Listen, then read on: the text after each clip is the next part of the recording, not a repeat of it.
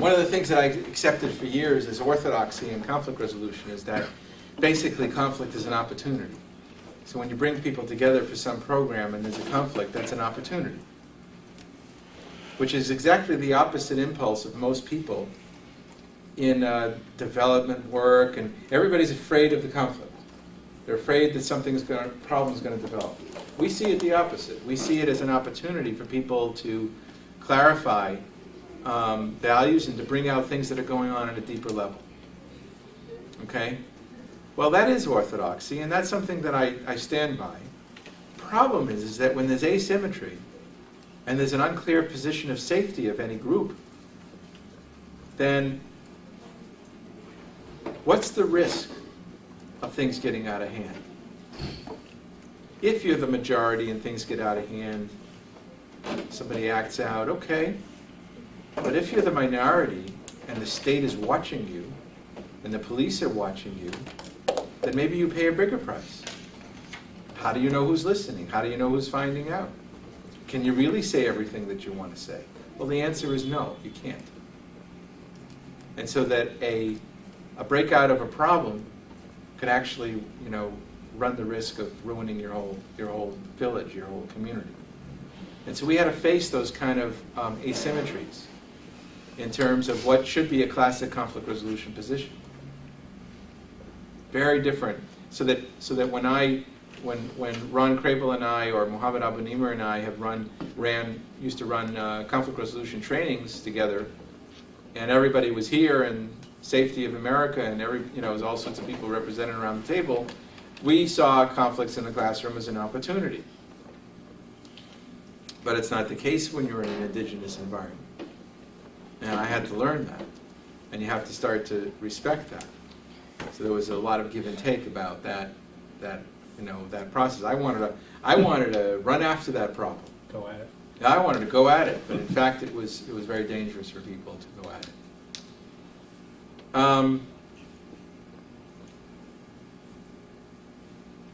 The results of the experiment, on balance, were just remarkable.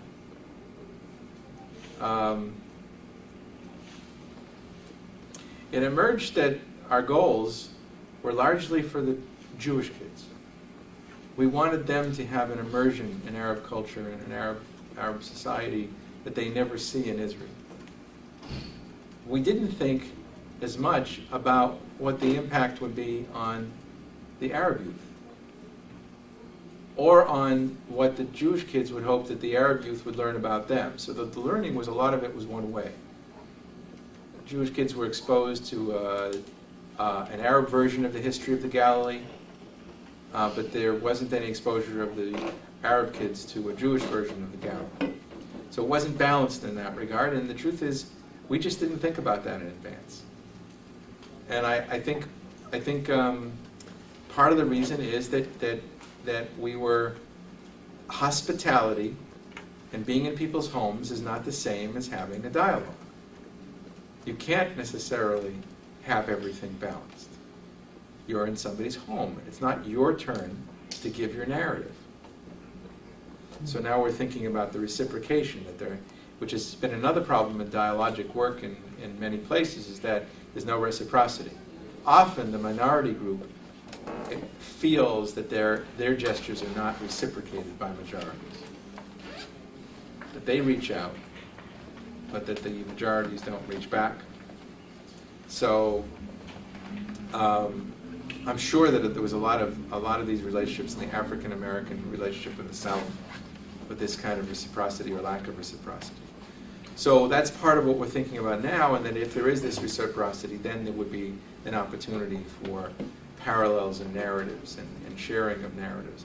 But the most amazing thing that came about, because the focus was not dialogue, the focus was hospitality, is that when we had the wrap-up session and all the kids talked, and it was very long, we didn't quite know how to do this, but we had to do it in both, because of the determination of Manar that Arabic is central, is that, and the honoring of that. We had to do basically double the amount of time that 45 kids had to speak.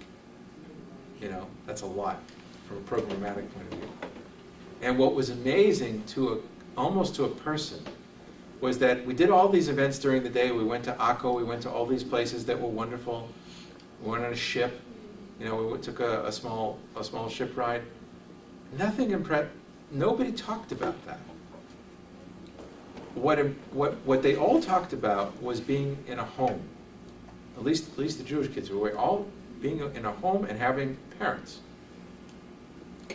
So that what was interesting here is that the universal experience was what it is to be 20 and both escaping your family and wanting them at the same time. And the novelty of that family being fulfilled by a group that is supposed to be your adversaries. So your mother and father are now from a group that you thought was your enemy. That was powerful. To see one person after another saved, that was, they didn't say anything about the grandiose events that we had. It was just, cooking with their mother and how much I was just a part of that, or playing with the brother and how much I was just a part of that, and how normal that was. It was just people were just overwhelmed by that experience. Simple human experience.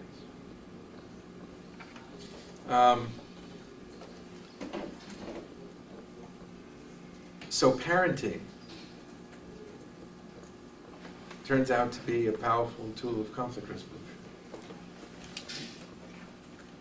You wouldn't expect that.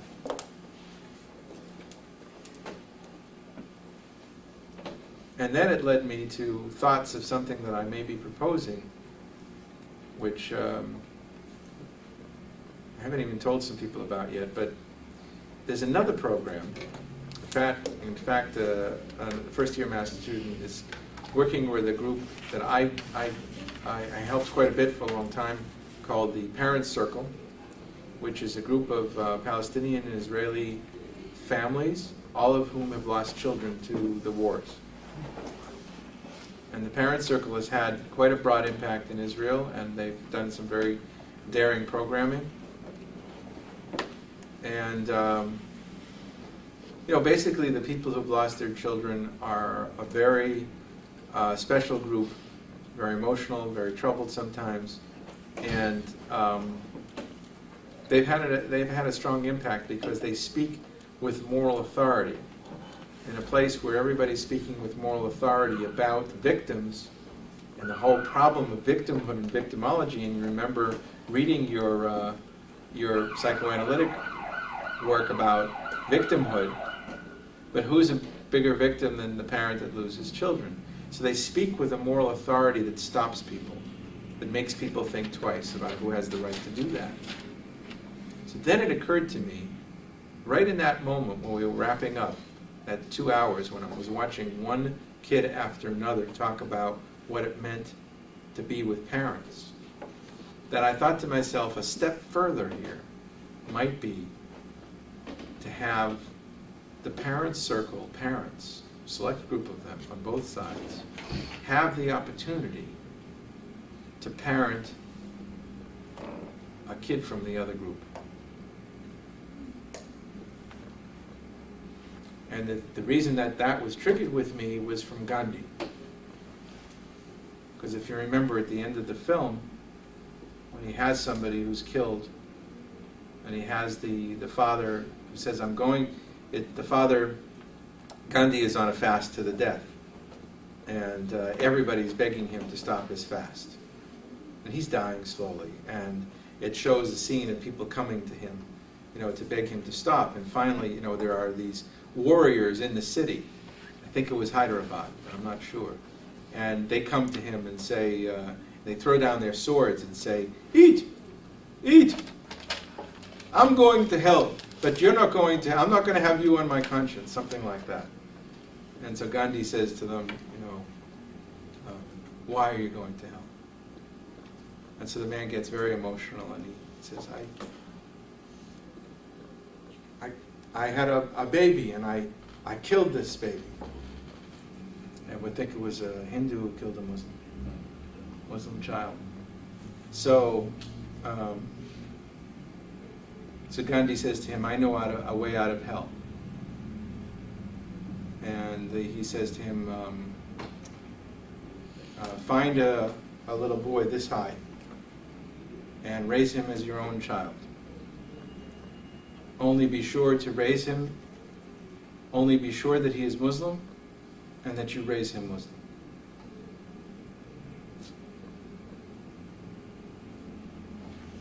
So I thought to myself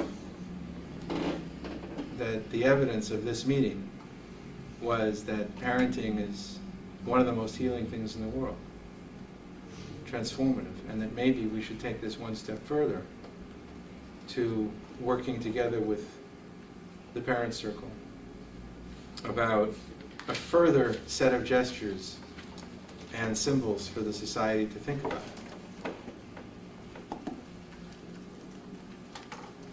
So I haven't written about that yet.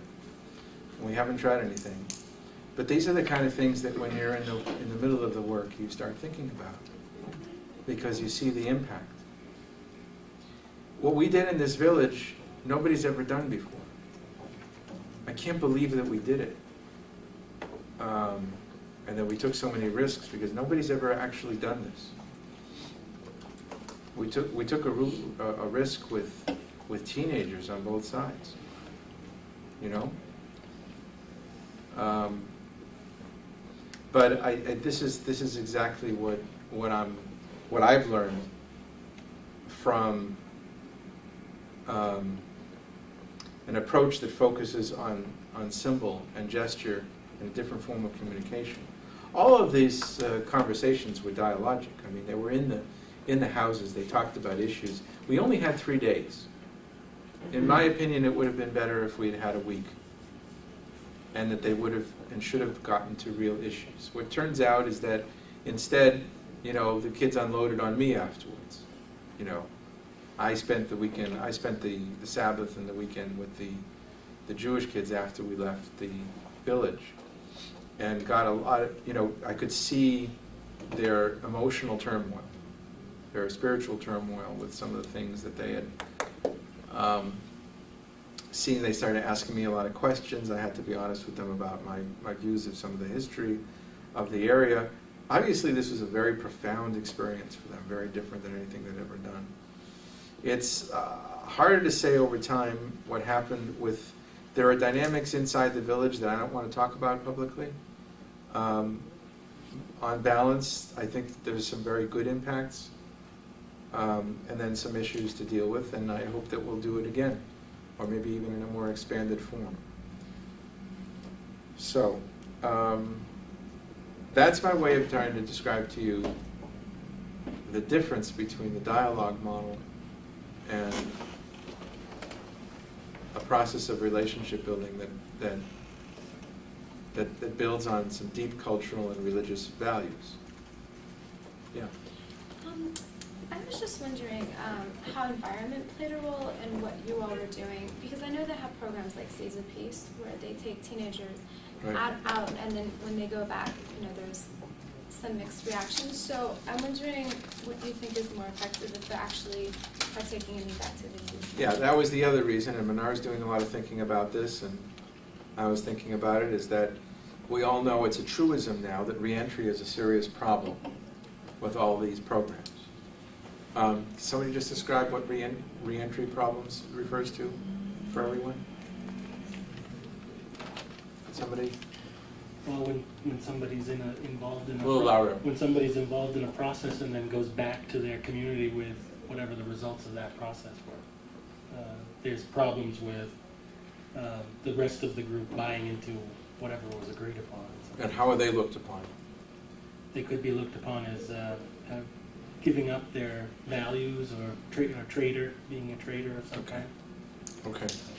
So that was part of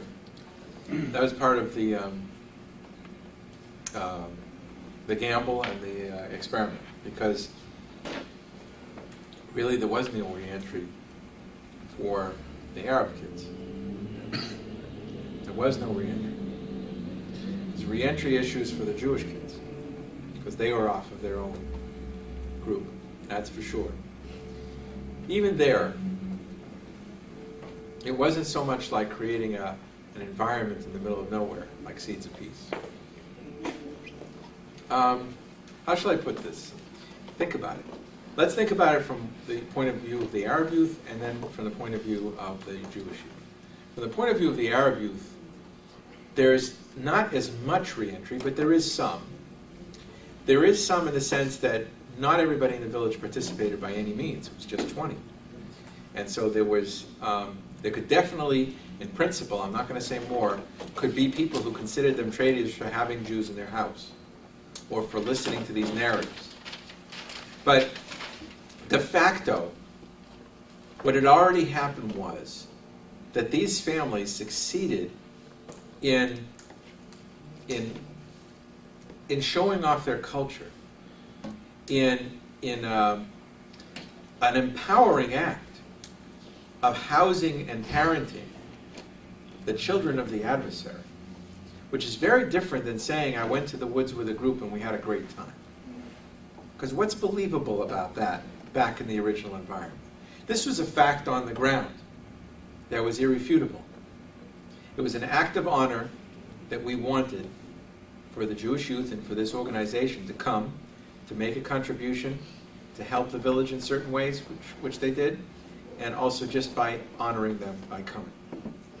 It is a follow-up on what I talked about last week about how we went to Gaza. The Colonel. Exactly. It's a formalization of that. It's saying that this should happen on a larger scale, of visits, visitation, a concept of visitation, hospitality, and making it into a transformative experience. It's a fact on the ground. It's not a theoretical conversation in a room, or even in an abstract, in a third location. So it's not about reentry anymore. But there is tension built up between the people who participated in the village and maybe the people who didn't. Ironically, some of that tension is not because one group's thought of as a traitor, it was because people were jealous. But jealousy is much easier to manage than being considered a traitor. Because jealousy, you can always say, okay, we'll expand the program. You sort of want that jealousy. I mean, that's an exciting thing. That says people want it more. Now, what about the Jewish youth in terms of their reentry? So they're really out of their environment, right? However, they don't report that, gee, we had a great time with these people in this third location. You know, we went on vacation with this group, or we were in a good program together. They have the facts of how they were treated in an Arab home. It's irrefutable. It's not about creating an artificial environment and saying, gee, shouldn't the world be like this utopia? It's saying this was a fact. And I'm not saying anything about their politics, and maybe I heard some things I didn't like, but this is how I was treated, which inherently transforms the knowledge of the other. It's not the same burden of reentry.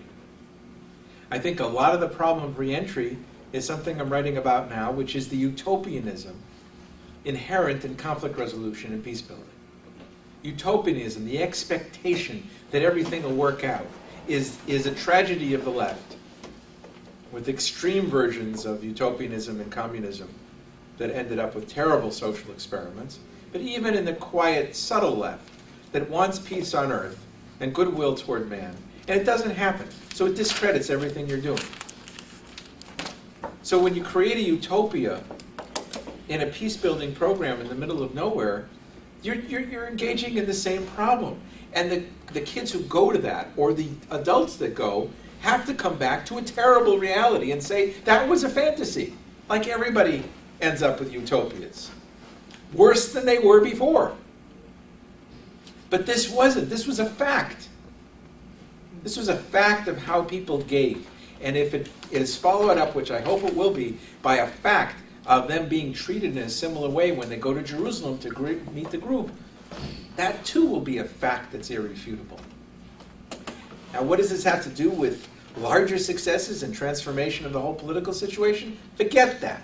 We're only interested in assessment of something, of the impact this has on participants. You worry about arithmetic and paradigm shifts in a different thing, which we've been talking about. Arithmetic is a different problem. You have to ask yourself, is this atom inherently transformative? Is this atom of experience inherently transformative, or is it flawed? Later, if you say it is transformative, you think the arithmetic of if this happened with 40 kids, how can we make it 40,000? How can we make it 400,000? That's a problem of funding. It's a problem of seriousness of third parties and everybody to invest in something good. But forget that. We have to look at the atom, the nucleus, of whether dialogue is a problem or not. Does it help or not? We have to look at the nucleus of taking people away and saying this is going to help. It's not clear it's going to help. It's the same thing with many social transformation programs. You know, taking kids out of ghettos to summer camps. Is it transformative or not? It can give them a wonderful experience, but does it shatter them to come back? As opposed to figuring out a way to transform, you know, K Street in the summertime. We're going to have one block in this neighborhood that's going to work out. I'm going to figure out a way to get all the parents involved and everybody to make this safe and fun. That's different. That's a fact on the ground right in the place, as opposed to bringing people to a fantasy that in many ways is just torment. Even college is torment for a lot of poor people.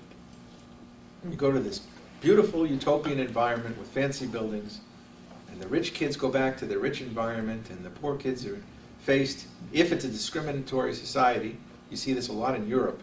Here, there's a lot more equal opportunity for BAs and MAs, well, MAs and others, to be upwardly mobile. But a heck of a lot of people in the world are earning high degrees, but if they're from the wrong class, that's it. They had their flirtation with the elite, and then they go back to garbage. So it was just torment. So this has profound implications for how authentic conflict resolution can be done. It has to be transformative in a way that's irrefutable. And then you worry about how to ratchet it up, how to paradigm shift up. Why don't we take a break, and then we'll continue with questions and with the second part. I'm going to come back at 6:05. Mark, so you said you had an evaluation